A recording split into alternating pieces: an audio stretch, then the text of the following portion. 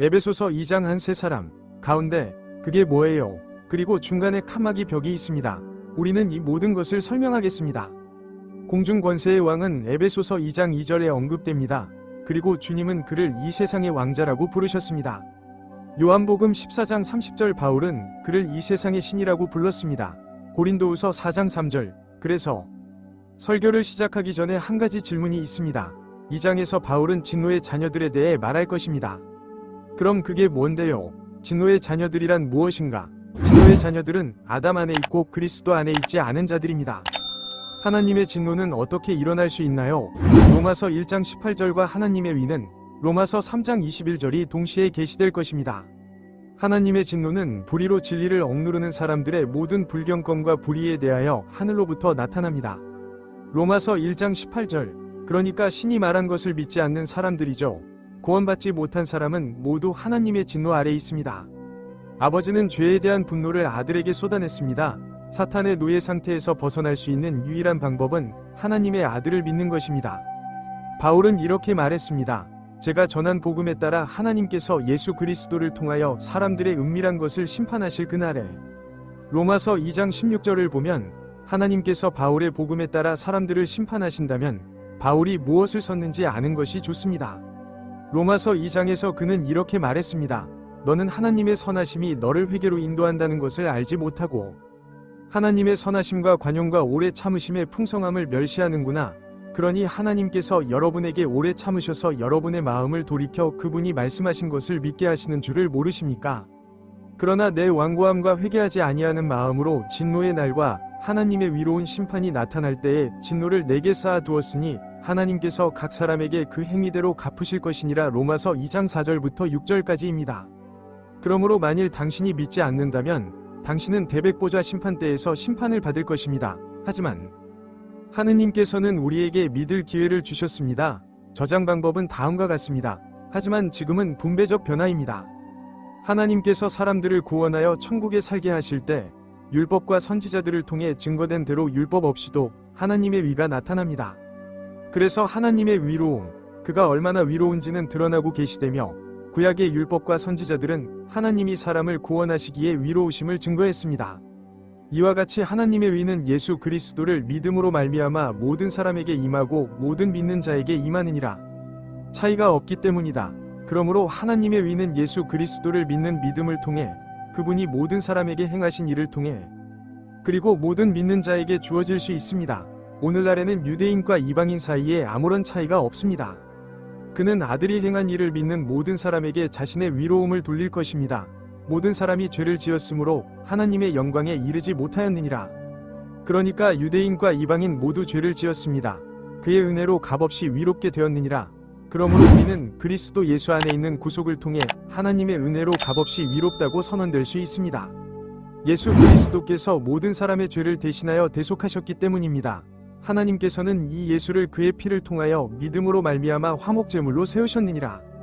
하나님의 관용을 통해 통과된 죄의 사함을 통해 자신의 위로움을 선포하기 위함입니다. 그래서 십자가 이전에 하나님을 믿었던 사람은 누구나 죄를 용서받을 수 있었습니다. 왜냐하면 하나님께서는 죄를 없애지 않으셨기 때문입니다. 즉 그리스도의 피가 그들의 죄를 대신하여 갚을 수 있었고 하나님께서는 그들이 하나님을 믿었기 때문에 그들에게 위로움을 주실 수 있었습니다. 하나님께서 그들에게 선포하라고 말씀하신 것은 제가 말하건대 이것은 은혜의 경륜 속에서의 바울의 모습이요 그의 위로움이요 그가 위롭게 되고 예수를 믿는 자를 위롭다 하시는 자이시기 위함이었습니다. 로마서 3장 21장부터 26장까지는 아버지께서 위로우실 수 있도록 그리고 하나님의 아들이 그들을 위해 행하신 일을 믿는 모든 사람을 위롭다고 선언하실 수 있도록 하기 위한 것입니다. 그렇다면 그는 정확히 무엇을 했을까? 아담은 창조되었을 때 필멸의 육신을 가지고 있었고 그 안에는 하나님의 영이 있었습니다. 그런데 빛의 천사의 모습을 한 사탄이 이브와 아담을 설득하여 하나님의 말씀과 선악을 알게 하는 열매를 먹지 말라는 하나님의 유일한 규칙을 어기게 했습니다. 그리하여 죄가 세상에 들어왔습니다. 그러므로 한 사람 아담으로 인해 죄가 세상에 들어왔고 죄로 인해 죽음이 왔습니다. 그리하여 죽음은 모든 사람에게 닥쳐왔습니다. 모든 사람이 죄를 지었습니다. 그리하여 죄가 세상에 들어왔습니다. 그것은 우리의 세상과 우리의 육체 속에 있었습니다. 필멸의 육신, 그리고 그것은 모든 사람에게 전달되었습니다. 모든 사람이 그 죄의 본성을 물려받았고 그 후 모든 사람이 스스로 죄를 지었습니다. 그러므로 우리는 죄인으로서 스스로를 구원할 희망도 없고 무력했습니다. 그것은 아담이 저지른 잘못을 바로잡기 위해 하나님의 아들 예수 그리스도에게 주어졌습니다. 하나님께서는 인간의 몸을 통한 희생제도를 통해 우리를 구원하셨습니다. 죄에 대한 하나님의 진노는 너무나 심해서 하나님께서는 그 진노를 그의 아들에게 풀어놓으라고 요구하셨습니다. 그래서 이것을 믿음으로 말미암은 의화라고 부릅니다. 그것은 그리스도께서 우리 죄를 위해 십자가에서 죽으시고 묻히셨다가 다시 살아나셨다는 것을 우리가 믿을 때 일어나는 거래입니다. 그러므로 우리의 죄는 그에게 전가되고 우리는 귀속을 통해 그의 생명과 그의 위로움과 우리 안에 있는 그의 영을 받게 됩니다. 그러므로 성경에 기록된 바와 같이 첫사람 아담은 살아있는 영혼이 되었습니다. 마지막 아담이신 예수님은 살리는 영이 되셨습니다. 고린도전서 15장 4절과 5절. 그래서 우리는 은혜로 인해 영적으로 죽은 사람이었지만 그분의 영을 받아 영적으로 살아날 수 있었습니다. 하느님은 일시적으로 평화협정을 제안하시며 저는 너에게 화가 나지 않았다고 말씀하십니다. 내 아들의 피는 모든 죄값을 치르고 죽음에서 부활했습니다. 저는 당신의 친구가 되고 싶어요. 나랑 친구가 되고 싶니? 그러면 내 아들이 한 일을 믿어보세요. 그렇지 않으면 당신은 큰 백보자 심판을 위해 진노를 쌓아두는 것입니다. 이제 에베소서 2장으로 넘어가 보겠습니다. 에베소서 1장에서 그는 예수 그리스도께서 교회의 머리이시며 교회는 그분의 몸이고 여러분이라고 말했습니다. 그래서 그는 계속해서 그리스도의 몸에 관해 말하고 있습니다. 그는 허물과 죄로 죽은 자들을 살리셨는가?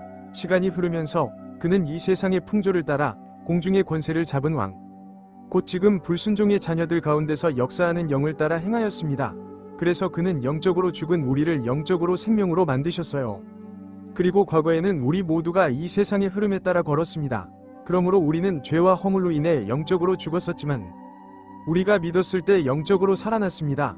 사탄은 하나님께 반역하여 이 세상의 방향을 설정했고 우리는 적그리스도의 통치 아래 거짓된 단일 세계 정부와 거짓 단일 세계 종교로 휩쓸려 가고 있습니다. 이 세상의 흐름은 교육의 흐름이기도 합니다. 불순종의 자녀들 가운데서 지금 역사하는 영, 그래서 사탄의 영은 지금도 믿지 않는 자들 속에서 일합니다. 그리고 에베소서 5장 6절에서 바울은 이렇게 말합니다. 아무도 헛된 말로 너희를 속이지 못하게 하라. 이러한 일들로 인해 하나님의 진노가 불순종의 자녀들에게 임하고 하나님의 진노가 임할 것입니다. 복음을 믿지 않는 사람이라면 대부분이 사탄이 자신들을 지배하는 힘을 모른다는 사실이 무섭습니다. 과거에 우리 모두가 그들과 대화를 나누었던 적이 있었습니다. 그러므로 구원받기 전에 우리는 육신의 정욕에 따라 육체와 마음의 욕망을 행하며 다른 사람들과 마찬가지로 본성상 진노의 자녀였습니다. 그래서 우리의 죄성이 원하는 것은 무엇이든지 우리는 행했습니다. 우리는 그저 아시다시피 그 모든 정욕을 다 행했을 뿐이에요. 그리고 아시다시피 사탄은 우리의 마음을 노리고 있었습니다. 그러나 하나님은 우리를 사랑하심으로 큰 자비를 베푸사 죄로 죽은 우리를 그리스도와 함께 살리셨느니라. 여러분은 은혜로 구원을 받았습니다. 그래서 하나님은 로마서 5장 8절에 그렇게 말씀하셨습니다.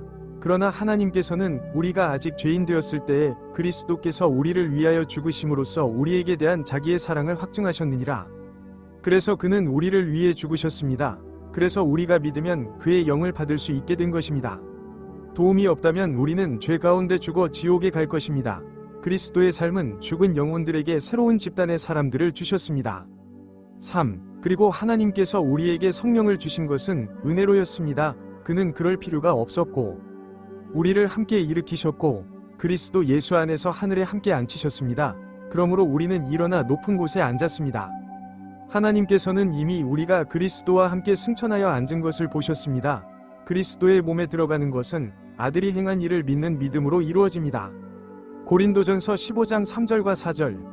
이는 그리스도 예수를 통하여 우리에게 베푸신 그 은혜의 지극히 풍성함을 오는 여러 세대에 보여주시려는 것이니라. 그러니까 예수 그리스도를 통해서 우리는 할 수 있고 그는 할 수 있어요.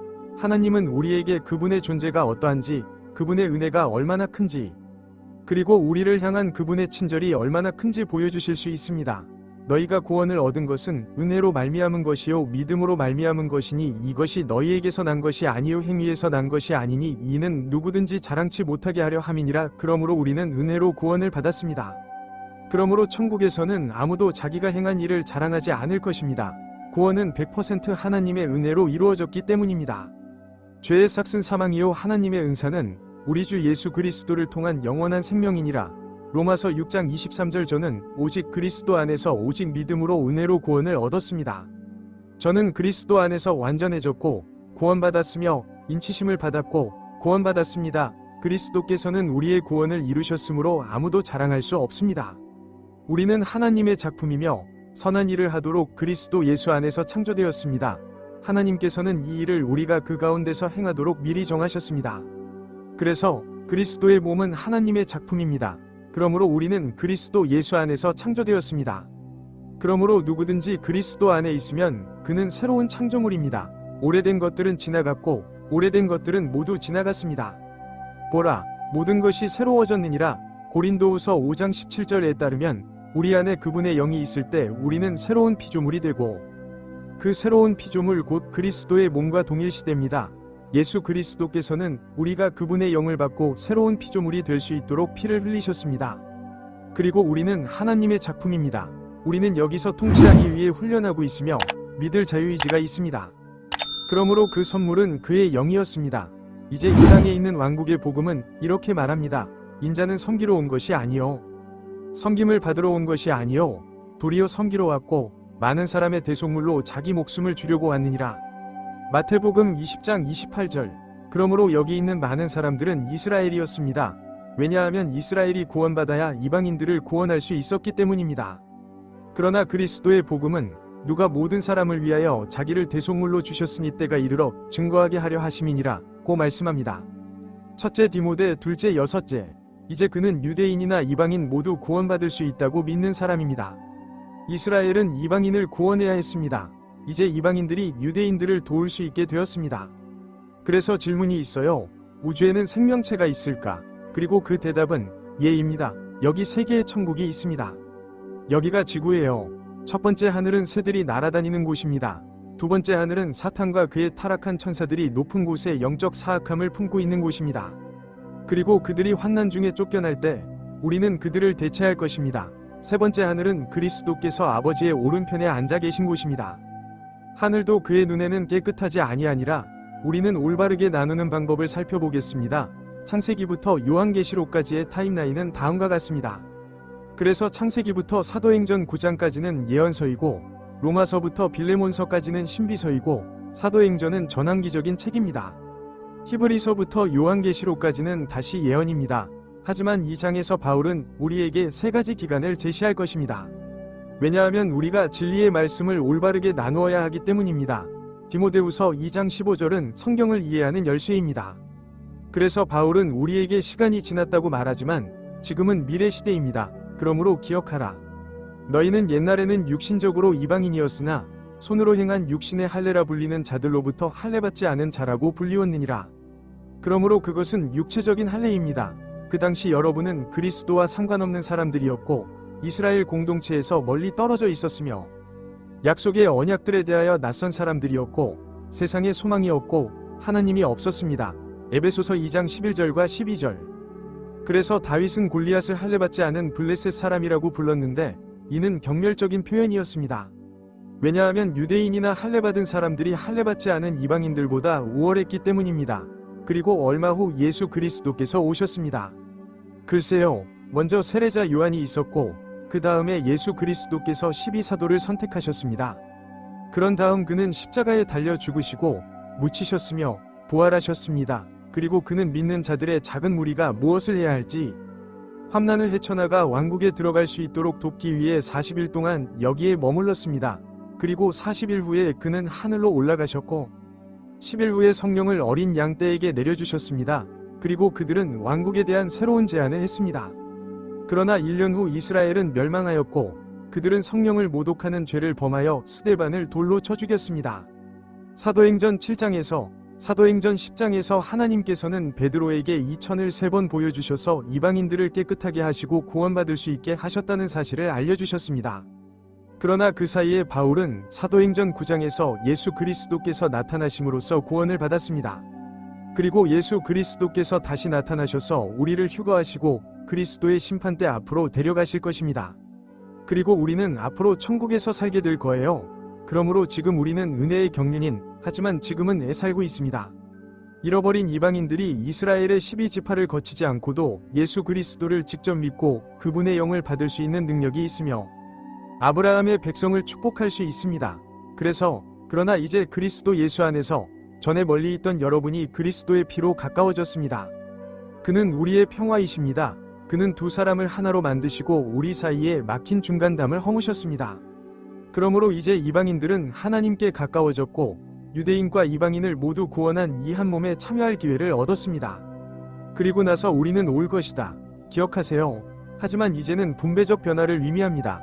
그러므로 우리는 장차 올 시대에 하늘에 있을 것이고 적그리스도는 예루살렘의 자리를 잡을 것입니다. 그리하여 장차 올 시대에 그리스도 예수를 통하여 우리에게 베푸신 그 은혜의 지극히 풍성한 은혜를 보여주시려는 것입니다. 에베소서 2장 7절. 그러니 우리는 그곳에 갈 거예요. 환난 전. 그럼 우리가 어디에 있는지 봅시다.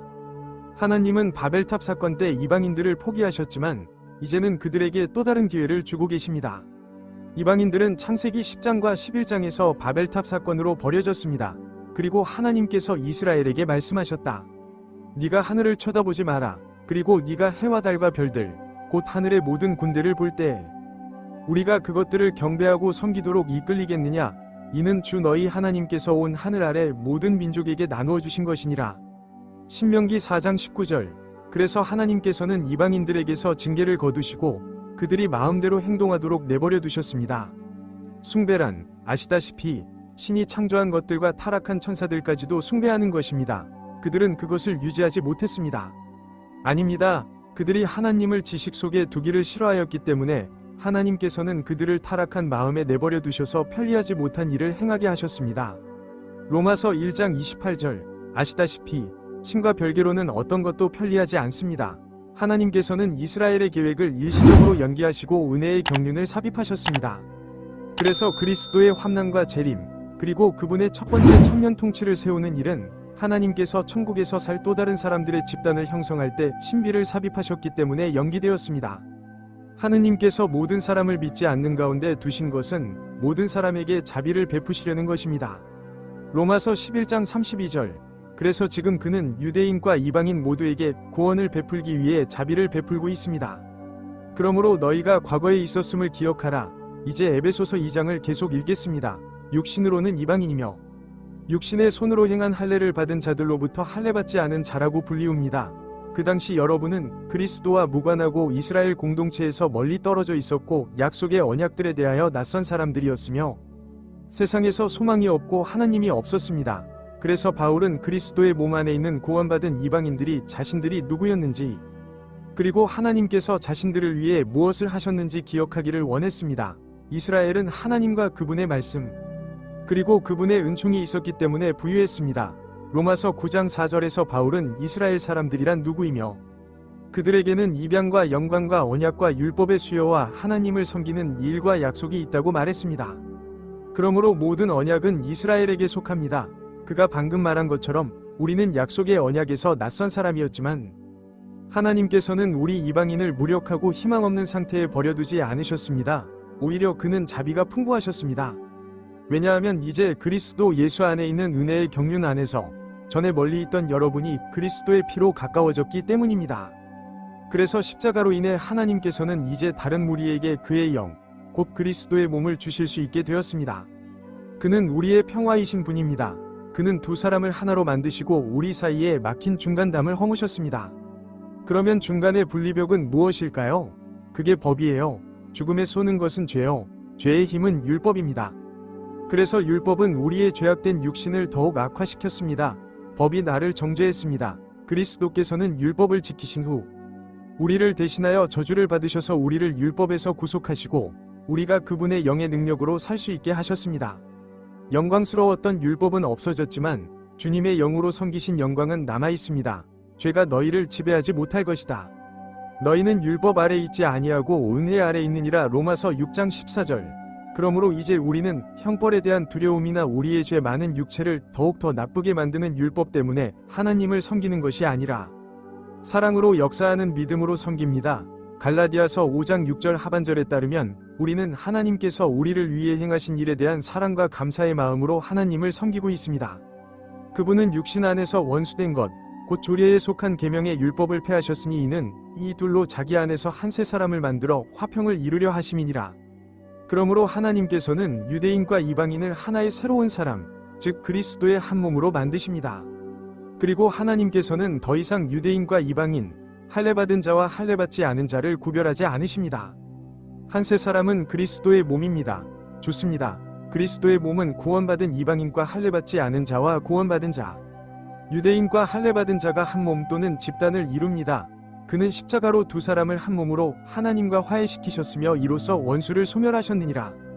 그래서 그는 유대인과 이방인 사이에 존재했던 적대감, 즉 증오를 없앴습니다. 그리고 그는 그리스도의 몸과 율법 안에서 그 증오를 없애셨습니다. 위 본문. 그렇다면 그 신비는 바울이 구원받은 후 십자가에 있었던 것이지 십자가 자체가 아니었습니다. 그는 사도행전 9장에서 구원받았습니다. 그리고 그때부터 그리스도의 몸과 은혜의 분배가 시작되었습니다. 그러므로 우리는 십자가로 구원을 받았습니다. 왜냐하면 그분께서 십자가 이후에 이스라엘에게 1년 더 연장과 자비를 베푸셨고 바울을 구원하시고 멀리 있는 여러분에게 와서 평화를 전파하시기 전에도 그러하셨기 때문입니다. 그러므로 과거에 우리는 멀리 떨어져 있었고 과거에 가까이 있던 자들에게 이스라엘은 하나님께 가까이 있었습니다. 이는 그리스도를 통하여 우리 둘 다 한 영으로 아버지께 나아감을 얻게 하심이니라. 그러므로 우리 둘 다 아버지께 다가가기 위해 그 한 영이 필요합니다. 화해한다는 것은 적을 친구로 만드는 것을 의미합니다. 그러니까 성경에는 화해가 4번 나오는데 그중 2번이 2장에 나오는 거예요. 그리스도께서 십자가로 이루신 것, 4가지 화해는 두 원수를 친구로 만드는 것을 의미하는데 세상이 화해하면 두 원수가 친구가 됩니다. 고린도후서 5장 15절부터 19절까지, 로마서 11장 15절, 개인은 로마서 5장 8절부터 11절까지, 그리고 고린도후서 5장 20절과 21절에서 화해합니다. 그리스도의 몸의 각 구성원은 화해합니다. 갈라디아서 3장 27절, 고린도전서 12장 13절, 에베소서 2장 11장과 16절, 그리고 마지막으로 하늘과 땅에 있는 온 세상의 정보체제가 화해됩니다. 그래서 기업적 화해는 우리가 방금 읽은 내용이며 그 다음에 온 세상 체계, 하늘과 땅에 있는 정보가 올 것입니다.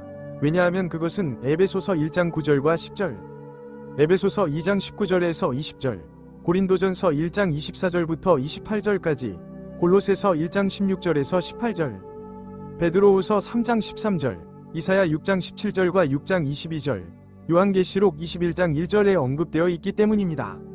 그래서 이 구절에서 바울은 자신의 뜻의 신비에 관해 다시 글을 씁니다. 그러므로 이제 여러분은 더 이상 낯선 사람이나 타국 사람이 아니라 성도들과 동료, 시민이며 하나님의 집안 식구입니다. 그러니까 우리는 성인이에요. 여기가 지상의 왕국, 곧 작은 무리의 성도들입니다. 우리는 하나님의 집안의 동료 시민입니다. 그러면 기억을 되살려 봅시다. 그의 뜻의 신비는 아버지의 계획으로 때가 찬 시대에 그의 아들이 다스리는 두 영역과 두 무리의 백성으로 이루어진 하나의 왕국을 가지시려는 것입니다. 그는 그의 기쁘신 뜻에 따라 그의 뜻의 신비를 우리에게 알려주셨는데 이는 그가 때가 찬 시대에 큰 백보자 심판 후에 모든 것을 그리스도 안에서 하나로 모으시려는 것입니다. 곧 하늘에 있는 것과 땅에 있는 것이 다 그리스도 안에서 통일되게 하려 하심이니라. 곧 우리가 그 안에서 기업을 얻은 자니 모든 일을 그의 뜻의 결정대로 이루시는 이 뜻을 따라 예정하심을 받았느니라. 그러므로 하나님의 나라는 하늘에 속한 사람들로 이루어져 있습니다. 바울의 무리와 지상의 무리, 베드로의 무리, 그리고 우리는 또한 하나님 나라의 기업을 가지고 있습니다. 그리고 사도들과 선지자들의 기초 위에 세워졌으며 예수 그리스도께서 친히 모퉁이돌이 되셨습니다. 그러므로 예수 그리스도께서는 모퉁이돌이시며 그 기초는 예언과 신비에 속한 사도들과 선지자들입니다. 그 안에서 모든 건물이 서로 연결되어 주님 안에서 거룩한 성전으로 자라나고 여러분도 성령으로 말미암아 하나님의 거처가 되기 위하여 그 안에서 함께 지어집니다. 그러니까 정신이 필요한 거예요. 그래서 그는 이제 하나님의 집을 주님 안에 있는 거룩한 성전이라고 부릅니다. 그리고 계속 성장하고 있습니다. 그러므로 우리는 하나님 나라의 동료 시민이었습니다. 에베소서. 그리스도의 몸된 교회의 구성원들은 그리스도의 신비로운 거처의 일부입니다. 그래서 그는 3장에서 그것에 대해 이야기할 것입니다. 미스터리한 측면에 대한 전체적인 청사진은 폴이 나올 때까지 알려지지 않았습니다. 그러므로 하나님의 왕국은 그리스도의 지상사역이 한쪽, 그리스도의 천상사역이 다른 쪽인 이중적인 것으로 볼 수 있습니다. 그래서 십자가는 두 집단을 모두 구원했습니다. 그리고 그 기초는 예수 그리스도입니다. 그러므로 예언에 따르면 그것은 지상에 있는 천국, 즉 그리스도의 천년 통치를 뜻합니다. 예언에 따르면 성도들은 이 땅에서 육체적으로나 영적으로 축복을 받으며 사도들과 선지자들의 기초는 왕이신 예수 그리스도입니다. 이제 신비 속에서 그것은 천국의 왕국입니다. 그리스도께서는 아버지의 오른편에 계시고 그리스도의 몸의 지체들은 영적인 축복을 받았습니다. 하늘에 있는 모든 영적인 축복을 받은 자들이요, 사도들과 선지자들의 기초는 그리스도이시며 그리스도는 머리이십니다. 그래서 사도행전 시대에는 바나바, 실라, 디모데와 같은 사도들이 있었는데 그들은 바울의 2차 사도들이었고 선지자들도 있었습니다. 하지만 사도행전 이후로는 없었습니다. 그러니까 12명은 그리스도의 몸 안에 있지 않지만 지상의 왕국에서 통치할 것입니다. 세상에서 일어나는 거의 모든 일은 우리가 성경을 올바르게 분별해서 읽는 것을 방해하기 위해 고안되었습니다. 그래서 바울은 예수 그리스도가 모퉁이돌이라고 말했습니다. 2장 20절 베드로도 베드로전서 2장 5절과 6절에서 너희도 살아있는 돌로 영적 집과 거룩한 제사장으로 세워져서 예수 그리스도를 통하여 하나님께서 기쁘게 받으시는 영적 제사를 드리게 된다고 말하였느니라. 그러므로 그것은 성경에도 포함되어 있습니다. 보라, 제가 시온에 귀한 초석을 두노라. 그리고 그를 믿는 사람은 부끄러움을 당하지 않을 것입니다. 그래서 성전 전체가 주님의 것으로 성장하고 있습니다. 하지만 지금은 미스터리한 면만 성장했을 뿐이에요. 그러면 베드로는 왜 거룩한 제사장이라고 말했을까요? 하나님께서 모세에게 이스라엘에게 이렇게 전하라고 말씀하셨기 때문입니다. 그러므로 이제 너희가 내 말을 잘 듣고 내 언약을 지키면 너희는 모든 민족 위에 내 특별한 보물이 될 것이다. 온 땅이 다 내 것이요, 너희는 나에게 제사장 나라가 되고 거룩한 백성이 되리라. 이는 네가 이스라엘 자손에게 전할 말씀이다. 출애굽기 19장 5장과 6장, 베드로는 이렇게 썼습니다. 그러나 너희는 택하신 족속이요 왕같은 제사장들이요 거룩한 나라요 그의 소유된 백성이니 이는 너희를 어둠에서 불러내어 그의 기이한 빛으로 인도하신 이 덕을 선전하게 하려 하심이라. 베드로전서 2장 9절. 그러면 지금 하나님은 무엇을 하고 계시는가? 글쎄요, 우선 베드로는 바울이 베드로에게 말하기 전까지 하나님께서 다른 무리를 구원하여 천국에 살게 하실 것이라는 사실을 몰랐습니다. 하나님께서는 베드로의 무리, 즉 작은 무리에서 그분의 거룩한 나라를 만드실 것이고 그들은 우리가 휴거된 후에 왕국에서 왕같은 제사장들이 될 것이기 때문입니다. 지금 하나님은 무엇을 하고 계신가요? 신은 보디빌딩을 합니다. 그는 그리스도의 몸을 세우고 있습니다. 그는 국가 건설에 관심이 없습니다. 그는 지금 국가를 건설하고 있지 않습니다. 하나님께서 지금 제공하시는 것은 하늘에서의 영원한 삶입니다. 휴거 이후에야 비로소 지상에서의 영원한 삶이 실현될 수 있습니다. 자세한 내용을 알고 싶으시다면 도움이 될 만한 몇 권의 책을 소개합니다. 하나님의 비밀은 성경에 대한 100페이지 분량의 개요서로 성경의 구분을 쓰는 방법을 가르쳐 줍니다. 에베소서에 대한 주석과 에베소서 연구 가이드는 모두 에베소서에 대한 주석으로 이 짧은 영상에서 다룰 수 있는 것보다 더 많은 세부 내용을 담고 있습니다. 많은 사람들이 우리의 모든 책을 소유하고 있습니다. 저희 웹사이트는 메리앤맨니입니다. 우리의 유튜브 채널인 살베이션 나이틀리 디바이딩 앤드 더 랩처 있습니다. 저희 이메일 x9grace@gmail.com입니다. 럼블과 X, 왓츠앱, 페이스북에서 저희를 찾아보세요. 페이스북 동영상에 첨부된 우리의 챕터를 무료로 찾아보세요. 저희 영상은 한 장 전체를 다루고 있으며 성경 교사들에게 유용합니다. 지금 이 영상 시리즈는 가지 시크릿 페이스북 페이지에서도 볼 수 있습니다. 시청해주셔서 감사합니다. 좋아요, 공유, 구독 부탁드립니다.